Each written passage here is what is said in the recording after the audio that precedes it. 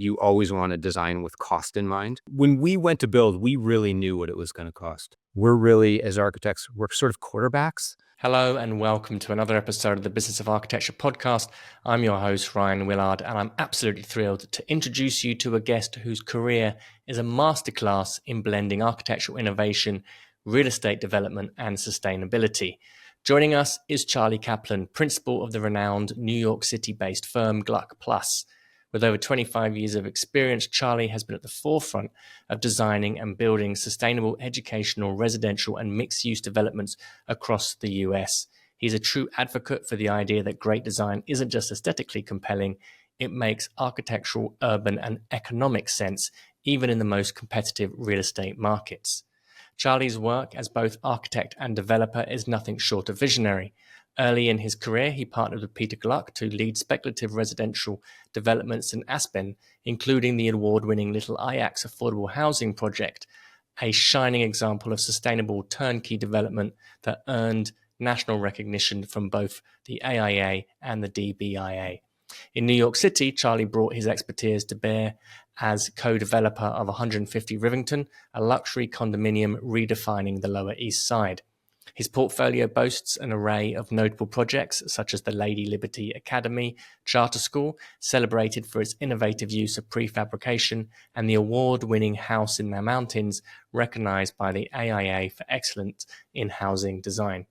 Charlie's thought leadership extends beyond the drawing board. He's been featured in Metropolis Magazine, the Financial Times, Architectural Record, and Architectural Design, sharing insights on architect-led design, build, and the unique role of architects as developers.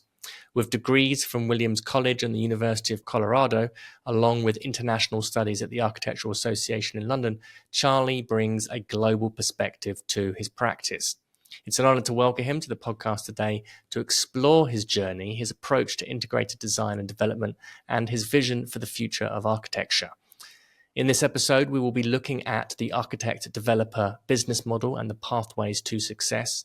We'll look at how Charlie and Gluck financed architectural projects and the risks and the rewards.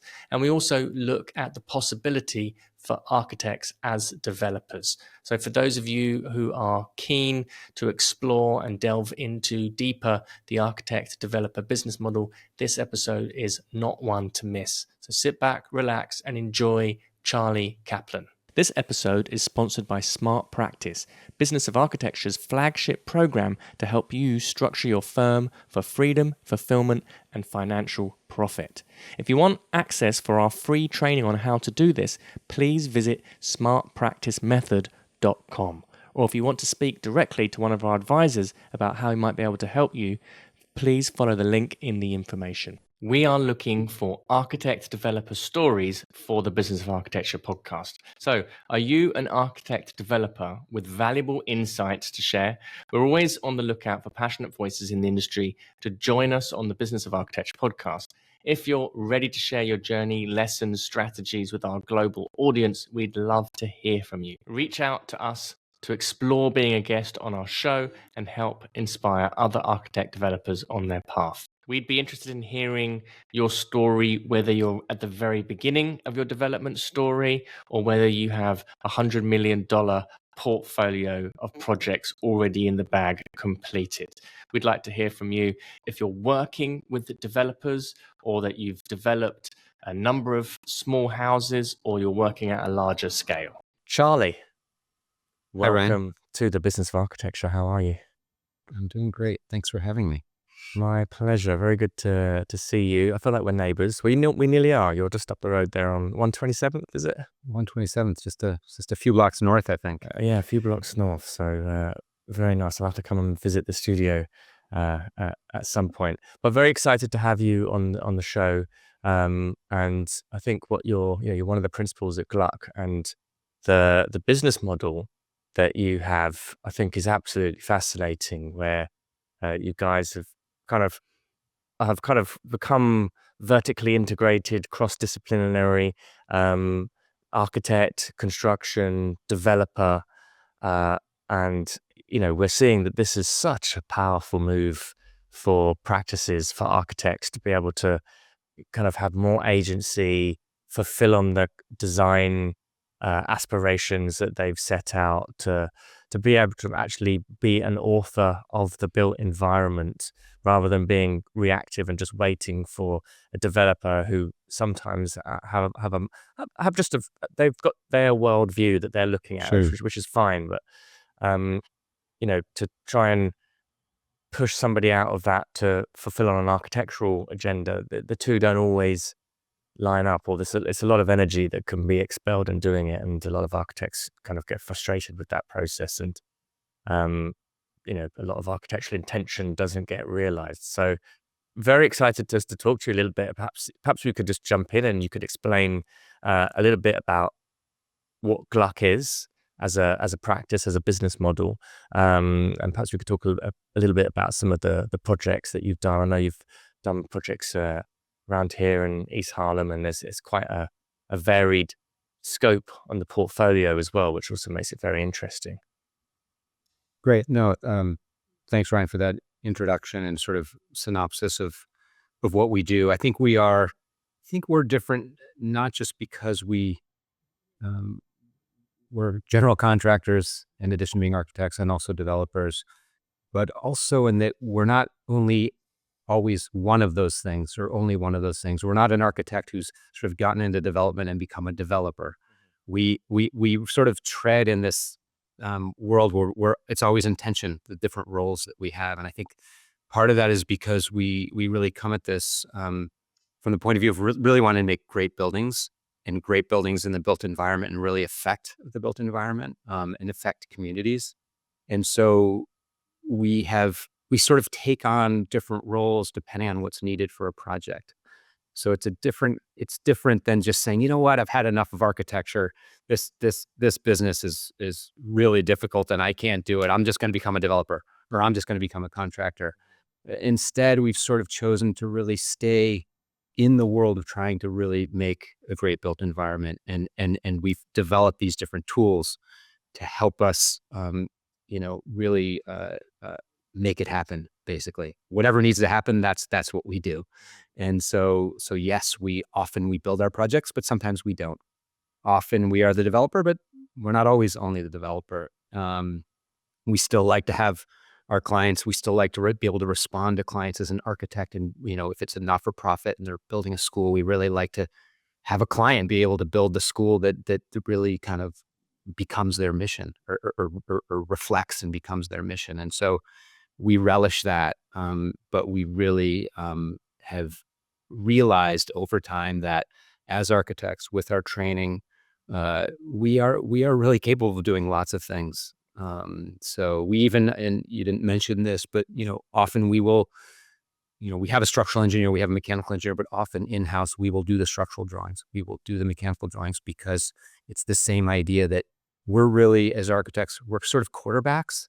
And we're doing what needs to be done in the field of architecture to kind of make it all happen. And we're the ones that are kind of directing that whole kind of process. We really kind of believe in that, believe that the architect is kind of uniquely trained and able to do those things. How did this kind of business model emerge? Was it was it a specific project that kind of was demanding these sorts of other elements to them, or was it something that you'd always envisioned happening in the practice? I think in a way it's part of the culture here. And I think that culture goes back to Peter Gluck as the founder of the firm. He went to Yale Architecture School in the early 60s.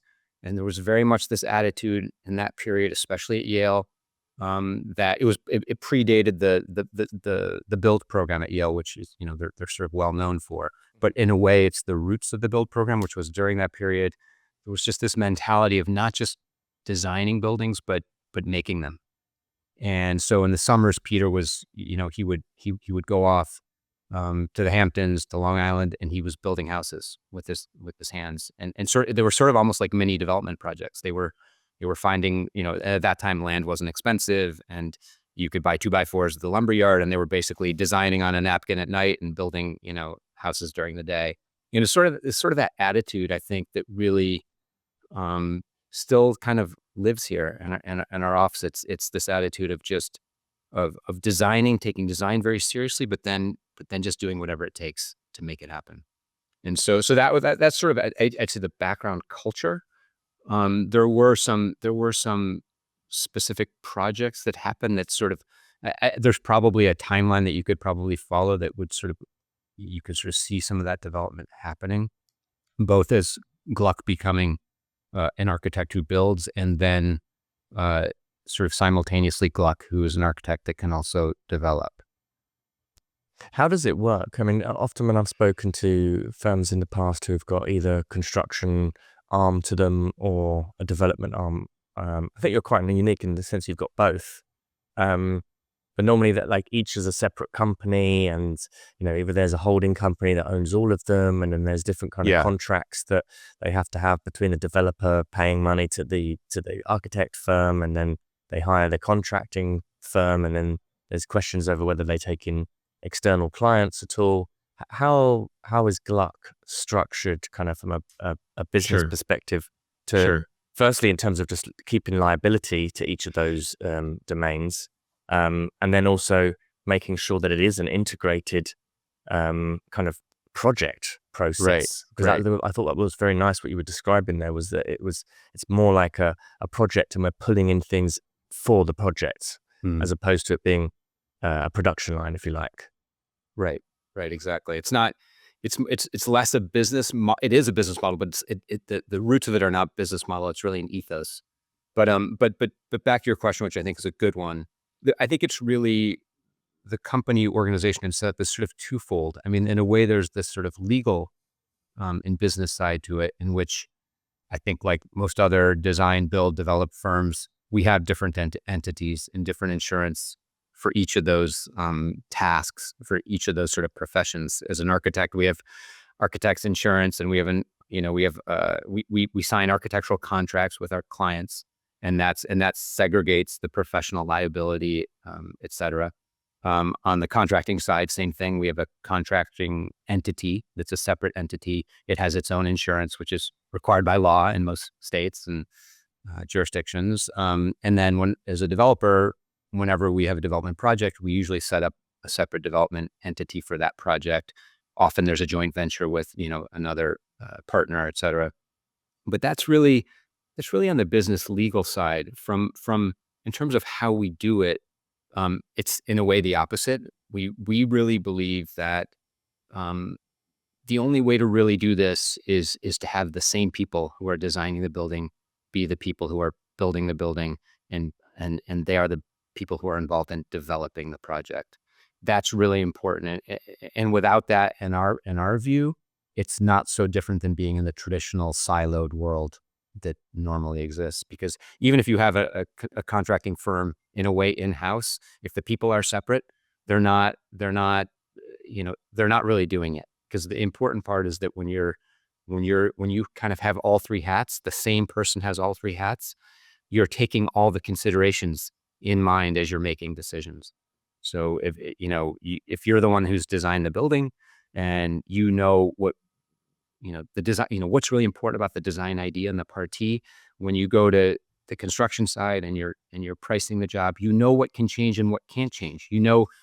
What kinds of changes you can make and still keep the design intact. And if you're a separate entity and you're the person who didn't draw the drawings, you can't really get into the nuts and bolts and really do that. And likewise, as the developer, the developer needs to make a lot of important decisions, strategic decisions, obviously, that often have a lot to do with money and with marketing and those kinds of things. But still, it's really important that to us, again, because of this ethos, that the design and the sort of overall intent of the project stay intact. So those things need to be it's sort of holding different things in your mind at the same time. It's almost like a Buddhist, kind of mentality in a way. So do you do projects where you are, say, just the architect or just the contractor or just the developer? Or is it always you always kind of aiming for an integrated approach? Or do you sometimes have if you're working with a client as the architect, then how do you how do you make sure that you're kind of upholding, say, your architectural independence, your professional independence, if you like, with making sure that the best contractor is selected for the job, and it might not always be yourself. Sure. Do you have those kind of conflicts, or we would never build a project where we're not the architect. right? We would never develop a project where we're not the architect. So in a way, sort of my first answer a couple of minutes ago was that it's architecture first. So we're always at least the architect, and then on some projects we will be the builder, and some projects will also be the developer. So but not in reverse. We would never build someone else's project or develop someone else's project. So I think that's really important. And in terms of conflicts, yeah, typically we start with a client as the architect, almost always. And clients, it depends on how well they know us or don't know us, and how well they know the design build process and the design build develop process. The design build develop process maybe is a different question, but at least design build, we often, they will sign a contract with us as the architect first, and they have no commitment. They don't have to use us as the contractor, and that's really important. Yeah. They're hiring us as an architect who can design a good building for them, who will listen to them as a client, those kinds of things. And then as the process develops, hopefully trust is built, and they see the value in us, continuing on as the contractor. But oftentimes they'll see that value, but still aren't sure that necessarily, because if they sign us on relatively early as a contractor, they may not feel like they're getting competitive pricing or whatever it is. So sometimes we'll enter into a competitive process with other contractors. Often that's not the case. So often clients at a certain point are like, I want you to build it. I know that you understand really what we're trying to do, and I don't want to. I'm weary. I know too many stories. Often the clients know too many stories or have had issues themselves where they enter into a traditional relationship with a separate contractor, separate architect, which often is very adversarial. So often the clients know that and are trying to avoid that. But if not, we're always happy to, either engage in a competitive process or say, maybe it's not appropriate, and, we'll be your architect, and we'll be your architect. It's not a typical architect. We're coming to you with a lot of construction knowledge and costing knowledge, so we can be your advocate and help you as the architect in your endeavor with another contractor. And we do that often. I would say that probably half of our projects, we're not the builder. We're just the architect. But we bring to those clients something that they can't get from a traditional architect, because we really know the subcontractor world, what things should cost, and we know about construction on site in terms of how things should be built. So with the contracting business, I can imagine there being an enormous amount of efficiency that's created when you're both architect and contractor, just in terms of communication, drawing information being passed through, like not needing to perhaps produce as much drawn information as you would do when you're working with another contractor. Just the ability to resolve things. What kind of efficiencies do you see when you are the contractor, and when is it not a good fit for you to be the contractor? Sure. Well, when we are the contractor, the efficiencies are incredible. I wouldn't say that we draw less. I think at the end of the day, if you look at what we produce in terms of documentation, I think it's probably far more. Right. It's more about when those documents and how much detail is produced when. It's more the sequencing of it. In traditional practice, you've got to get everything on the page before it goes out to bid, because otherwise the owner is opened up to change orders. The problem with that is the architect doesn't really know how the project's going to be built. It's going to be built by some unknown entity, a general contractor. That general contractor is in turn going to sub it out to various subcontractors. They don't even know how it's going to be built. How are the details actually going to go together? That's all going to happen in a shop drawing process. And so the architect, in a way, is creating a set of drawings that's trying to kind of cover everything, but it's not specific in terms of how things are actually going to be built. It doesn't get into means and methods. It doesn't get into the real nuts and bolts. They sort of put that onto the general contractor. So in a way, you end up with the way the system is set up. It's set up to limit an architect's liability as much as possible, but not to create a set of drawings that's really particularly useful. And so it's a weird setup, the way our industry kind of has evolved. Our process, we put together drawings when we're the contractor that are really capture the scope, so that when we get pricing, the pricing is kind of protected by the drawings that show scope, but Right. we don't get into exactly the nuts and bolts how it's going to be built until we really sit down with contractors after the job or during the process of buying the job. We Mhm. sit down with the contractors. We really figure out with the actual tradespeople how it's going to be built, and then we document it that way. So the drawings are really geared towards how it's going to be built. It's almost like creating, in a way, as-built drawings, I love that. as you're producing them. I So kind of, it's a very different process. yeah, and I can see just being so much more integrated and kind of and fluid and efficient. Is it the case then you're producing a kind of similar sort of volume of drawings, but they're actually more meaningful, useful drawings Correct. than what you do as a traditional practice? And then at the end of the day, we end up producing more drawings, because then after the job is bought and the contracts are signed with the subcontractors, when we're the GC, and when we're on site supervising the process, we will take it further. I mean, often we will produce, layout drawings for that particular. Say it's the plumber is putting in their plumbing fixtures. The most important thing when a plumber goes to sorry, not plumbing fixtures, but when they're going to rough in, say, the job, they're going to rough in their piping.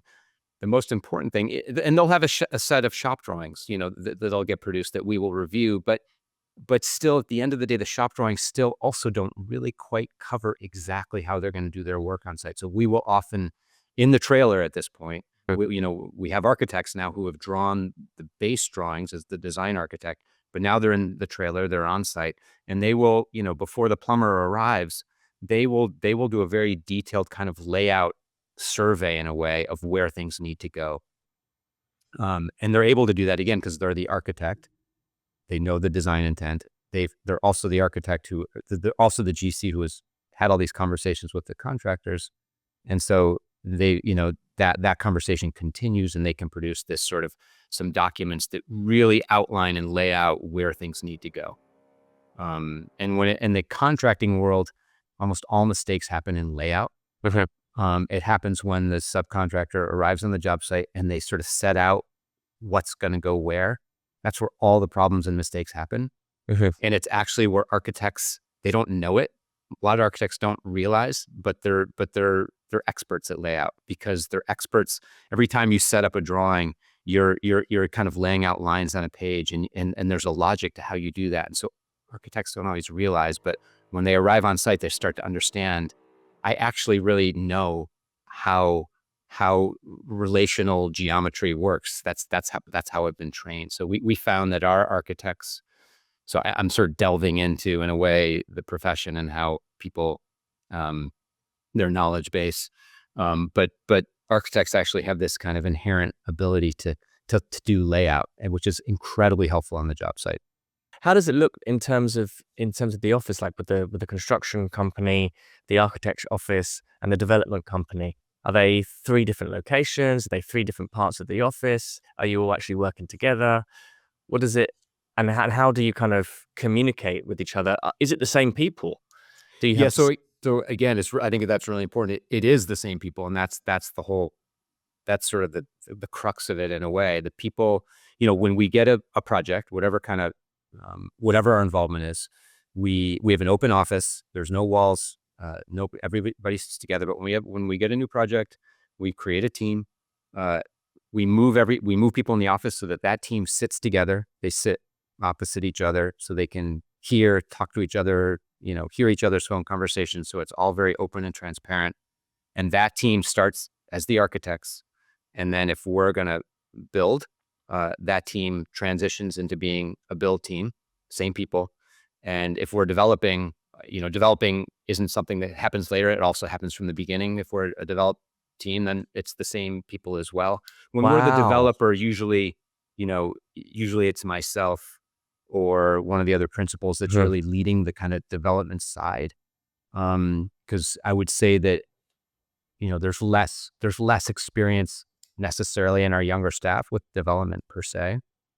But it's still, let's just say it's a development project, and it's myself along with team members. I'm still sitting there with the team working on architecture, design problems. When it's moving into construction, I'm sitting there with the team working on construction issues as they arise. And as the developer, I am, helping the team, working with the team to answer the kinds of questions that come up from the development side. So That's quite amazing that it's the same people. And so what kind of learning curve do people need to go through then to kind of wear the hat of architect and then start wearing a hat of on the GC side? And it's an incredible learning curve because generally it can't be learned outside of our office so much. I mean, because it can, but it means because first and foremost, we're hiring architects. So we're not hiring GCs and then trying to train them how to make a drawing. That's more difficult, right? So we're starting with architect and training them in construction management and contracting. And again, it can really only happen here. And so it happens from the ground up. And it's, we teach people by starting with what they know, which is, making drawings and designing and those kinds of things. And what starts to happen is it happens pretty early on because we really believe that as you're designing a project, you don't want to design in a vacuum. You always want to design with cost in mind. Whether we're doing GC work or development work, cost is really important. And too often in the architectural world, cost is like sidelined and people don't worry about it or think about it too much until they get to bid stage, at which it's often too late. And so what we do is very early on, once we have an overall building massing set, we skip ahead. And this is when we're doing, we're going to be the builder and or the developer. We skip ahead and take that basic massing and create a set of documents that look like bid drawings. And we will send it out to actual trades. And we do that so that we get pricing very early on so that we can then tweak the design or do what, needs to happen to the design so that we make sure that we're always staying within budget. So many projects die because they don't really ever meet budget. They have huge design aspirations, but they're not realistic. And often the design aspirations are achievable. It's not that we budget early on and then say, oh, our design aspirations are too high, so we're going to lower our aspirations. It's much more nuanced than that. If you're incorporating costing early on with your sort of design ideas, you can achieve your design aspirations. It's just you achieve them in different ways than you might have initially set out, or you may realize that there's certain driving components or factors that you have to take into account in the design process. So back to this original question about how people learn here. They start to get involved with that process of making drawings early on that are geared towards getting pricing feedback. And then we get that pricing feedback and that gets incorporated into the design process. So people are starting to be trained kind of early on in that thinking. And then when the project kind of progresses into construction and we move, literally what will happen is some of the design team will move to the job site and they're permanent fixtures on the job site. Right. Now, the people who are, leading the charge on the job site, those are people who have been in the office and have experience and been through the ringer a couple of times. So they're able to lead. But we will always have people on the job site who are less experienced, who are not just shadowing, but they're helping, the more senior people on the job site, and they're learning by doing. They're there. They're often in the trailer. If it's a job in and around New York City, which is where our headquarters are, we will move the entire design team to the trailer. So we will set up the computers, the servers, everything, so that the CA work of a traditional architect can be done in the trailer. And so that they're there, and even though they may be doing CA work, if we're the builder, they're also doing much more than CA work. They're getting involved in this construction management process. If it's a job that's more far-flung, because we do projects all over the U.S., and we build some of those projects that are outside of New York City, we still have a couple people that from the design team who will move to the job site. They are the more experienced people. Sometimes they'll be joined by someone a little less experienced, but they have to be willing to move because they're going to be there for usually a year or two. And then we will have a support team that stays back, usually in the city, because not everyone necessarily can move the way that, if we have a local job. So it's a very organic kind of education process, I would say. So that you don't do kind of like a formal classroom sessions with people to supplement what they're learning in the field, or that kind of just happens more organically. I mean, there is some of that. We do our own internal lunch and learns, and Right. we do sit down at various times with people on the teams and go through. There's very specific skills. For instance, when we're the contracting entity, we do monthly requisitions. Where you're it's the spreadsheet that architects typically review, but they're not the ones usually producing their requisition forms for a job. Where you're requisitioning money from the client to pay the subcontractor. So, we'll do a session where we go through the team and really explain how those spreadsheets work, for instance. But I would say that that kind of knowledge and that kind of education is easier. It's more, the kind of on the job training that happens more organically. That's maybe also more important. How do you manage a subcontractor? How do you on site? How do you talk their language? How do you know to really put the hammer down on a subcontractor versus to kind of, take a softer stance? Those kinds of more subtle things about being a contractor happen, I would say, much more organically. How do you find that this makes hiring easier or more challenging? Because if you're looking for like an architect who's got you want someone to come in more senior level, and at your practice they've got there's a whole lot of other skill sets that would be great for them to be able to have, or do you have to get somebody and then it's going to take a couple of years for them to learn all the different aspects of being a GC as well, or Yeah. how does hiring work, and what sorts of people make a good fit? I think hiring is difficult. It's yeah, it's we're often looking for people. There's a lot of architects out there who want to be involved in the process, want to get their hands dirty and want to be involved. They don't know what build necessarily means. They don't know what develop means, but they know somehow they want to be involved in it. And so, and then there's other architects you can just, very quickly that they don't want to bother with all of that. They want to design stuff and let someone else deal with it. And so oftentimes when we're interviewing and looking for people, it's first just looking for the attitude and what people want. Because if you want it, it's, and you're motivated, it's very different than if you're not. We recognize that no matter what, people aren't going to come here necessarily knowing what they need to know. So it's less, I would say less about that and more about kind of the kind of attitude and motivations.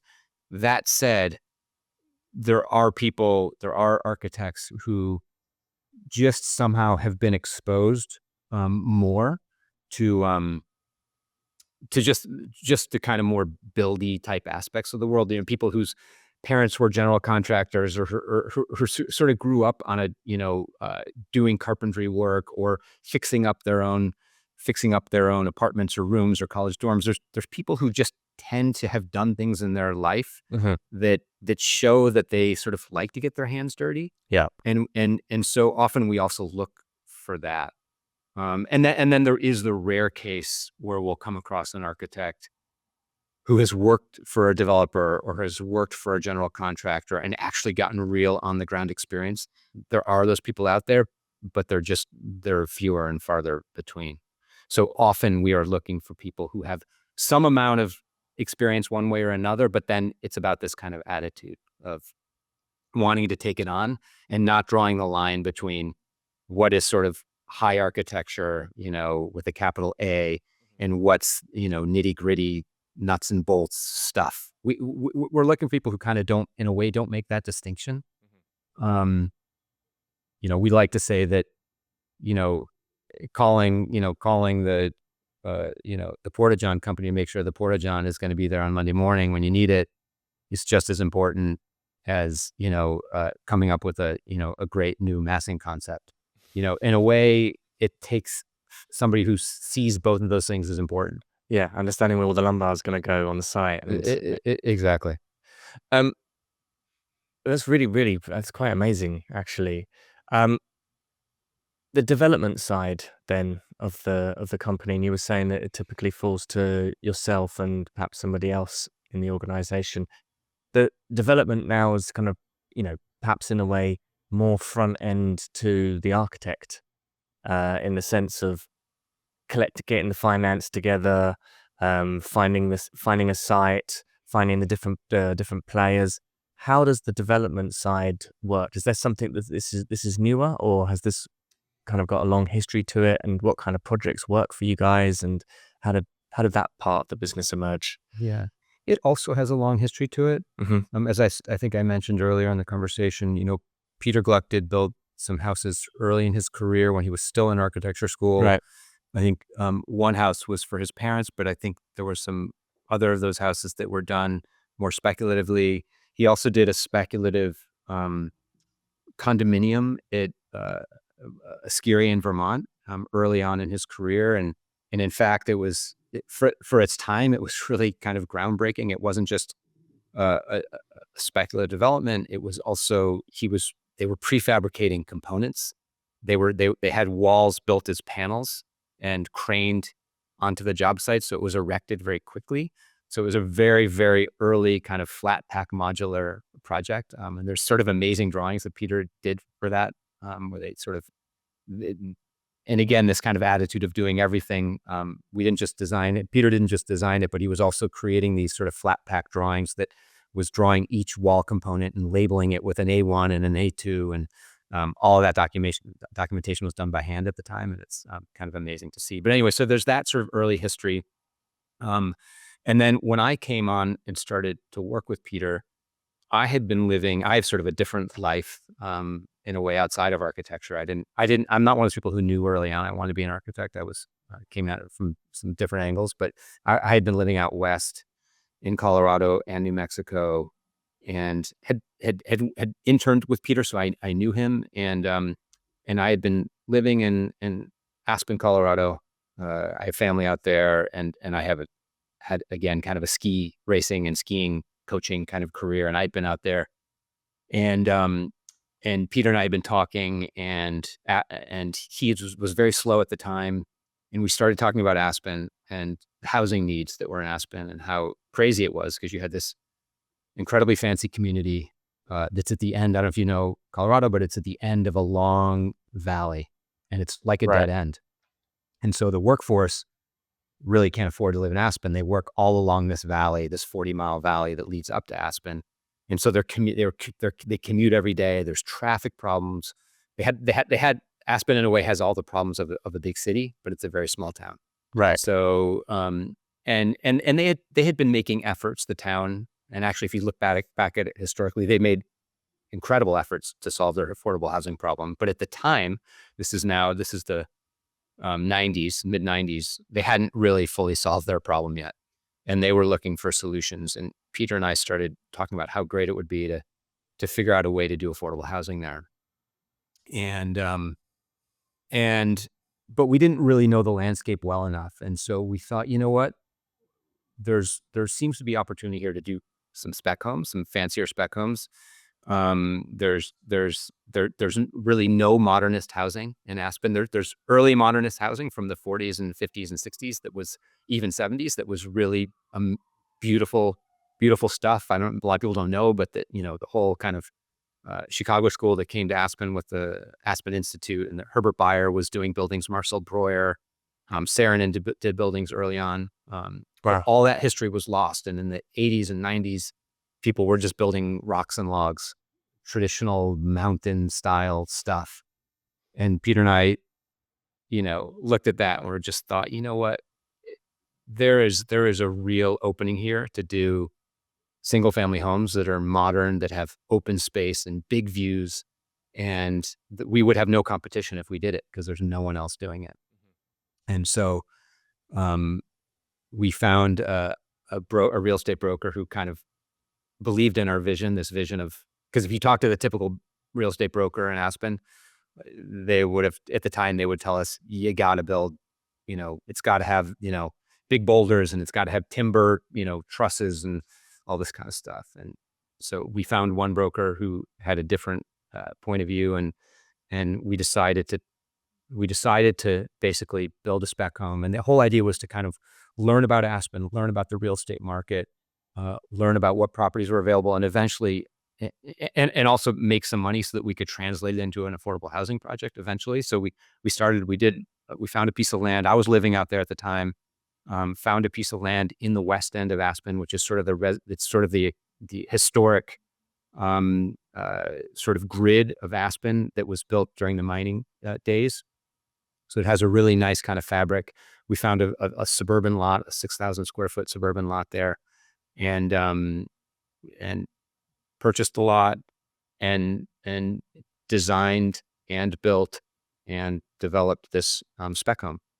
And it was a very interesting experience. I actually came to New York, worked on the drawings with another one or two people in the office, and then when it was time to build, I moved back to Aspen, and I was the person on site and was the general contractor. And then I was also there really as the Wow. as the developer. I was working with the broker and really developing, kind of the marketing aspect, et cetera, for the project as well. And in fact, we did all the marketing materials in-house. We have some amazing old marketing materials that we produced with, again, it was sort of on the cusp of the computer age. But we sort of collaged all of this kind of marketing material together. But anyway, so I was really there for a period of a couple of years. When was doing this? that. This was 97. 97. And we, it's an interesting thing that happened. We were halfway through the project, and we sort of were soft marketing it, and someone came to us and wanted to buy it. And this was before it was completed. And it was an interesting decision to make as a developer. Do we sell now? It was essentially, it meant taking on a client halfway through because we knew they were going to want to make changes, et cetera. And they were sort of getting in midstream. So they, the offer on the table was one in which we would make money, but it wasn't, there was probably the ability to hold out and make more money if we complete the project. And it was a very interesting decision. We decided ultimately to sell the project midstream, and we felt like it would allow us to make some money and then to move on to the next one. Yeah. And, and in hindsight, I think if we had waited, we would have made more money, but we probably couldn't have moved on to the next one as quickly. So I think in a way it was a good decision, but it was a typical developer decision where there wasn't necessarily a right answer. It was a strategic question and a strategic answer in a way, a tactical answer, I guess. And of course we then became an architect with a client, and it was a bit of a pain in the ass. I mean, they were fine as clients, but they made lots of changes, and they were all fine. But in a way, we went from being a developer to not being a developer. That's so interesting. Yeah, you kind of you live in the kind of client-free ideal for a moment, and then you kind of go back. It's sort of interesting too, because when you're the developer in that situation, we had to in a way invent a client, and in a way it was why a broker was really important. Before the client came on board, you don't want to be in a situation where you're just, as the architect, just saying, let's do it this way, let's do it. You want to really be thinking about what does the end user want.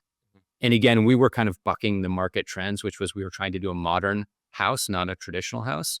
And so it was really important that we in this case, didn't really invent a client. We really used the broker as the client who really knew kind of the market. But we did some really interesting things there. It was a very just rectangular lot with, houses all around it. And we came up with this sort of very modernist in a way concept of it. We made a cube, a really simple cube, 3-story cube really, because it had a cellar. And what we did is we blew out the corners of the cube. So the center is where the circulation is, in the middle of the cube. And then the 4 corners are where all the living spaces are. And we put the living spaces on the second floor. Right. So when all of a sudden you're on the second floor in a suburban grid, and you have the corners blown out, all of a sudden you go from a house, which in the traditional house in that neighborhood is just looking at your neighbors. Now you got, but all of a sudden you're looking out these huge views in Aspen out the corners. And so it was a really interesting kind of combination of an architectural idea, a very architectural idea, with really a development idea, which was how do you capture something that the rest of the market isn't doing? And again, the client saw it, midstream. It was like, oh my God, this is amazing. We want this. And the house, it got sold. The people we sold it to, they ended up selling it like a couple years later. Okay. But I believe, I think that the person who bought it from them still owns that house, and it's now been, I think it's 2007. Yeah, it's almost, getting near 30 years, 25, 30 years. So, with that project, was it all your own money? Were you heavily leveraged? Were you borrowing? Was it kind of money? Was it using profits from the architecture practice? How was it financed? It was a little bit of both. So we did, Peter and I had a partnership, and basically Peter put in all of his design fees. And I should say I was also working for Peter too. So, and we can, that's something we can come back to later, because I think architects don't always recognize that when you're doing development, there's early on, the costs are the land and soft costs. And really the soft costs are the architect's fees. And so actually architects don't always recognize that they have this asset early on that potentially can be contributed as equity to a project. But anyway, so, maybe we can talk about that, touch on that later. But so Peter, basically as an architecture firm, donated his time. And then, luckily, my father, helped. He didn't put in money, but he helped us get a line of credit with the bank. Right. And so that's really how we started. And, which was really valuable. And in Aspen. So still quite a bit of risk. Still a lot of risk here.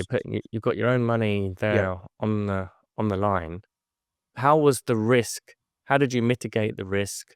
And how was your architectural aspirations quelled by the reality of finance, or was it only enhanced? I think in a way, I talked about that idea of the simple cube. In a way, it was, we said to ourselves, our real risk is in the construction cost. And so we thought, as architects, we want to have a great idea, but let's not do architectural gymnastics here.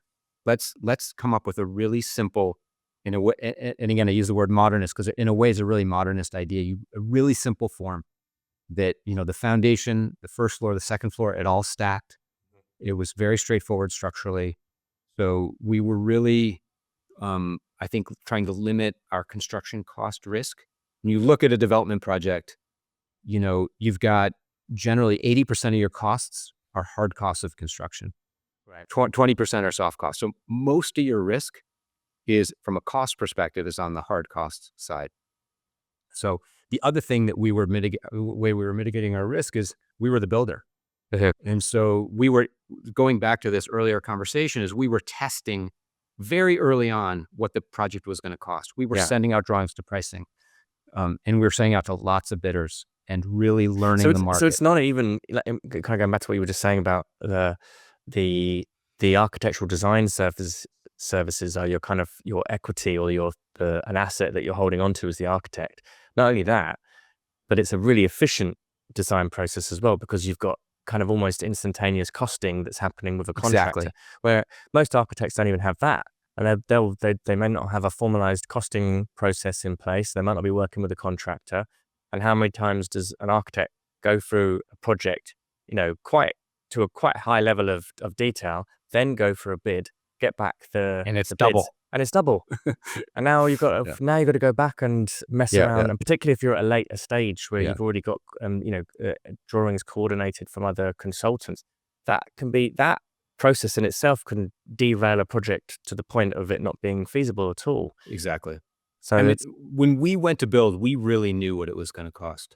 We really did. At that point, it was really execution risk, not costing risk. It was really, and I would say, even a traditional developer, even their costing process, often they're not going directly to trades. They're usually relying on a GC, and that GC isn't doesn't work for them yet, often because it's early in the process. The GC may be doing pre-construction services, and they're not really at risk yet. And so the developer also doesn't really have as much control as we had, because we were the ones making the drawings, talking to the subcontractors, really understanding where the money was. I think our other risk was, would we be able to sell the project? So there's this, the sales risk. And that's why, again, back to this decision about, we had this early offer. Do you take the offer or do you not take the offer? When you look at it in hindsight as our first venture like this, it made a lot of sense. You took that risk off the table very early on in the process. So what was the next one?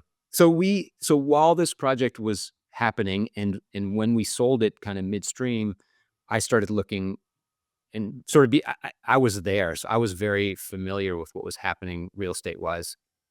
And it's not like New York City, where knowing what's happening in real estate in New York is a different animal. It's a much wider world. But in Aspen, I knew every single piece of property there, and I was looking. Remember, I was looking for an affordable housing site and project at the same time, and I had 97 was when we started. I think we were building in 98, and I think the project was complete in like 99. During that time, I had found a piece of land that was potentially suitable for affordable housing, but it was a complicated piece of land. It was sort of at the base of a mountain, so it had a very steep slope on part of it. It was the site of a former mine, so it had some mine, kind of mine leftovers that were there. And so while I was trying to figure that out, we found another property 1 block away in the same sort of literally from overhead, lining up with the first house we did that was a residential site that was on the market. It was a good price, and we immediately we decided to buy that and do a second spec home while we were working out the affordable housing, which we did. And very similar concept, suburban site, square, kind of rectangular lot. We did a similar kind of project, very different looking architecturally, but similar kind of concept, modern second floor living spaces with views out the corners. Again, if you look at it, it'll look different, but similar concept. It was that one we did not sell midstream. We decided to go to the end and sell it once the project was finished. We did quite well on that project. Sold it pretty much upon completion, and actually we didn't sell it right away. I think that project I think it took us maybe 6 months or so. But when we finished that second project, we had, in fact, or while we were constructing that second project, we purchased the site, this sort of more complex affordable housing site, and started really gearing up for that. Right. So each kind of project was scaling up.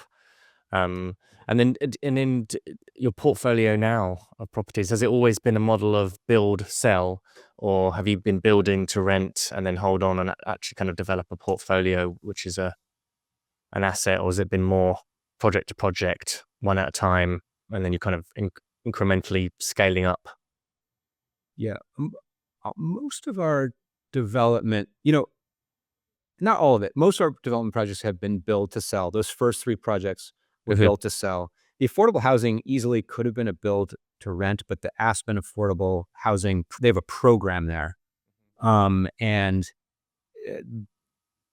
the basic program for a developer is to sell. And actually, as a developer, that was an interesting project because there was no sales risk, right? Because the prices were set, and literally the moment that project was completed and went on the market, we had 14 units. And there was a list of, I think the waiting list was 200 people or something like that. So in a way, that project had, the only risk was cost risk, but there was no revenue risk. We knew what the revenue was; it was fixed. But anyway, back to your question. Subsequent to the Aspen projects, we have done Um, in the intervening years, we did a couple of projects where we partnered. We were not the lead developer. We had an equity stake, and we Mhm. had an equity stake via our architecture fees, which is Right. what I was sort of referring to earlier. And those couple of those projects, we have part ownership as a result of that equity stake, and those are rental properties. Mhm. Um, Oh, that's great, because then you don't have to take, if you're doing it as a partnership then, and I'm assuming that you don't have to take on the kind of management of the properties and exactly, the kind of exactly, which is not yeah, in our wheelhouse. I mean, yeah, property that's management is, you a know, step too far. a step too far. You would need a separate staff who are not architects, Yeah. really to deal with that. And so it would take us out of our wheelhouse. Yeah. And then we have done, fairly recently finished a condominium project in New York City that was a ramping up in terms of the overall job value. 45 unit condominium development, retail space on the ground floor. And that was, a ramping up also in that it was, over $100 million project. We, took on partners and equity, finance, pretty major financing with the bank, those kinds of things. So that was a real kind of step up. Um, we're now looking, we do kind of have done these kind of one at a time, and we're not always doing a development project. I'd say we're always looking for a development opportunity. But we're sort of, we're, we're, we're, we're pickers and choosers. We're not just like, and I think it's the other nice thing about being an architect first is we don't have to do a development project Yeah. to stay in business, but so we can be choosy and picky about what we want to do. I think we're now looking for a new project. We want it to be closer to home than the Aspen projects. We love to get it involved in affordable housing again, and or not necessarily affordable, but possibly kind of mid market. We're really interested in the missing middle in the United States. There's this whole, so many of our towns have been developed with single family only residential, and we have a housing shortage, and it makes so much, and a lot of the zoning, was changed in the 50s and 60s so that you can't build multifamily, even 2, 3, 4 story residential, the way our towns were originally built with storefronts and residential above. And so we're really interested in that problem. And we built some missing middle projects, but not as developers, and we're interested in getting involved in that. So we're sort of looking for the right opportunity, and it may be not in the city proper. It may be in a either a borough or Westchester or somewhere kind of nearby. It's quite nice, the way that you're just describing that there's a kind of a thoughtfulness that you can deploy, kind of retaining your architectural sensibilities when with the development model, where you're not kind of beholden to like just keep on churning out the projects, and you don't need to be doing them all the time, and you can make sure that you pick the right ones, and then it's still supplemented by the architecture, and it's quite, that's quite amazing story, really, from going from a small development now to being involved as equity partners in a $100 million condominium project. There's a lot of architectural freedom and interest. In terms of the people in the team, how involved do the rest of the team get with the development side, or understand the mechanisms, and also your experience as developers? How has this influenced your architectural services when you're now working with other clients? So just in terms of understanding what Sure. their pain points are and their struggles are. In terms of, on the development projects, typically I would say our staff is not involved, you know, necessarily in, the tasks of a developer, right? There's sort of site selection, Mhm. finding a site. There's developing a pro forma, there's and then translating that into the sort of the financing picture and the financing side. And then there's the kind of the marketing, then there's the sort of the marketing side. Maybe those are sort of the four, major development tasks. I would say that, when we're doing development project, the team is there. They're, usually it's me or whether or Peter or Tom, one of the other principals that's working on it, and the team is there, and they're maybe part of the conversations, but they're generally not working on. We don't usually have someone that's really working on, say, site selection, going out and looking for property. That would really be probably one of us. But if we identify a site that we think might be viable, then one of the team members is creating test fits and helping, understand whether or not the site is a good site and where the opportunities are. So it's kind of the team's involved, but not necessarily, fully in the development side of it.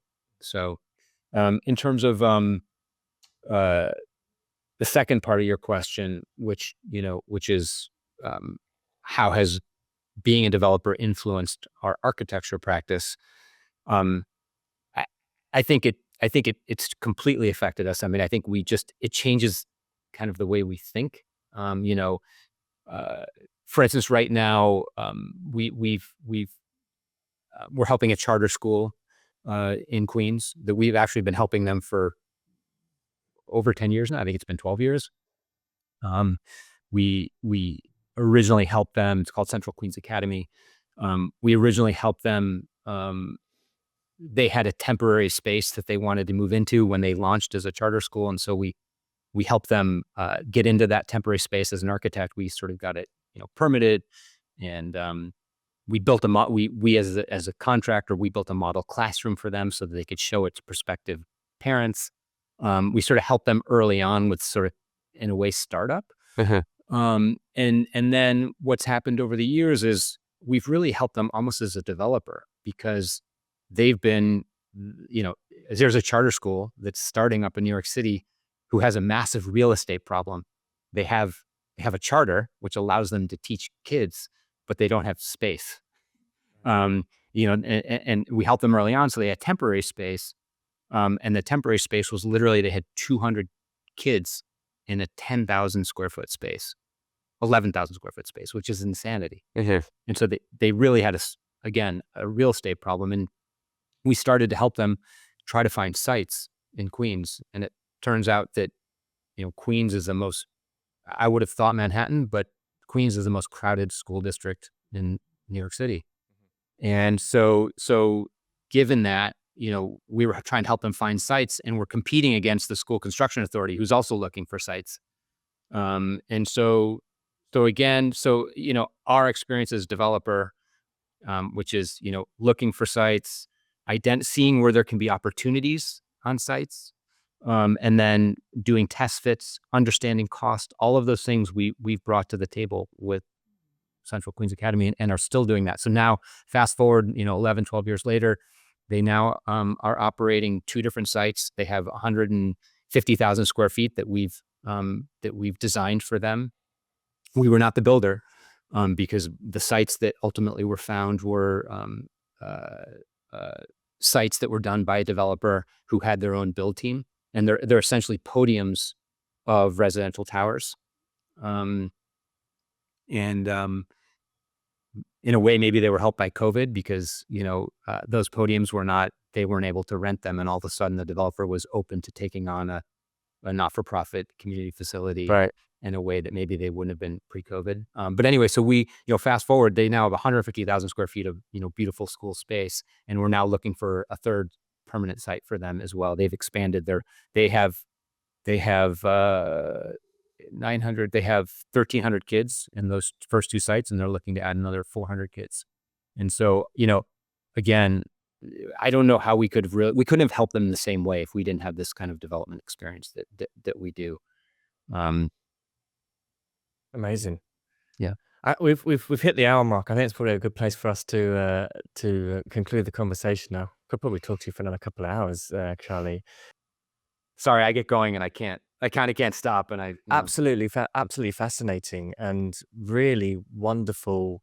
Kind of, the way that the architecture is leading all of these different parts, and how the development experience can really unlock a whole load of new value, the way that you're kind of very innovatively helping the school project there, and just the story of the different parts of the organization, I think, is really innovative. And I know that this kind of business model was an aspiration for a lot of architects, and I thank you very much for sharing the story of Gluck here, because it's really amazing. No, it's been a real pleasure, and thanks for asking the right questions. It's been really fun. And that's a wrap. Hey, Enoch Sears here, and I have a request since you are a listener here of the Business of Architecture podcast. Ryan and I, we love putting this podcast together. We love sharing information as much as we can glean from all the other industries that we're a part of to bring it back to empower you as an architect and a designer. And one thing that helps us in our mission is the growth of this podcast, simply because it helps other architects stand for more of their value, spreads the business information that we're sharing to empower architects together so architects, designers, engineers can really step into their greatness, whatever that looks like for each individual.